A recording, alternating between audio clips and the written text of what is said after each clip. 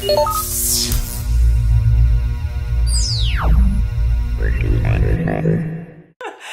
to Geeky Faucets. Today we're talking about comic books that have been made into movies.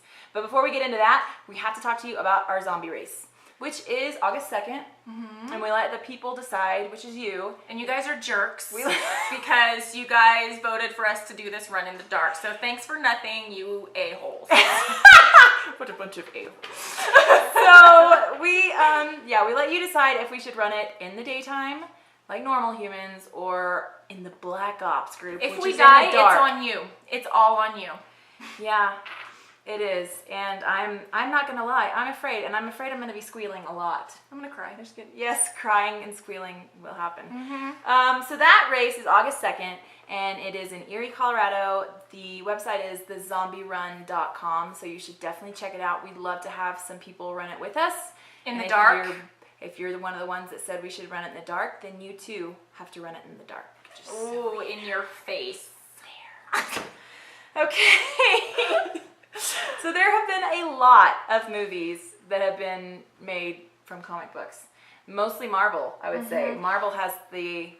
What I like, I sometimes actually like the movies better than the comic books, simply because, like, the comic books, to me, tend to be a lot darker, and, like, the jokes and the humor seem to be more, like, few and far between for me. Do you know what I mean? Like, there's a lot more fighting and a lot more darkness, and, like, in the movies, they, like, get the essence of, like, the characters, you know, not only, like, you know, their history and stuff, but it's funny, like, they, you know. Yes. I don't like dark things so much, you know. And especially, like, the Avengers, Iron Man, all of those, there's a lot of humor. I mean, the one comic book I would say is, well, very dark, but also very humorous is Deadpool. Heck yeah. Which That's there one of the... hasn't been a movie yet, but No, I can't imagine that actually into a movie, because he'd have to take off his mask and it would be like, I was like, oh, gotta put that back on. Please, he looks it was a great show until you took off your mask. Yeah, you're scaring us. Yeah. Anyway. So I think that Batman stayed dark and brooding. Batman's gone through many evolutions with many different directors. I liked the Val Kilmer Batman quite a bit. You did? Because he's funny, and, like, his characters were, like, super, it was colorful. It was and not so black. Yeah, and then there's The Dark Knight Rises, which is, like, so dark. It's more, it's more along the lines of the comics, but they're not always true to the comics, but I think it's very, I mean, like, Watchmen was the graphic novel made into the movie. That movie was... Intense much? Yeah, yes, intense, that's a great word for it. There Because I was were watching it, I'm moments- like, I can't even look at this anymore. It was like some of the moments in that movie were actually like frames, you could just, they were actual frames from the graphic novel, you know, like, and you were like, oh my gosh, that looks exactly like it did. Then you have to wonder, should this be made into a movie, you know, like stuff like Watchmen, because I have a really, really good imagination, and yeah, sometimes there was a lot of giant blue penis in that movie. Holy cow. That was a lot. So, but then the Iron Man films, I think, were super well done. And like we said in the other show, I think it's all about taking the essence of that character. Some of them, they just, you know, like a lot of people were upset about the latest Superman movie because it varied greatly in one story. I don't want to spoil anything. If you haven't seen Superman yet, what are you doing? So I think, you know, there's purists who, and like for me, I made a comic book floor recently, and people are like, oh my gosh, where'd you get all these comic books? And I was like, they're mine that I read.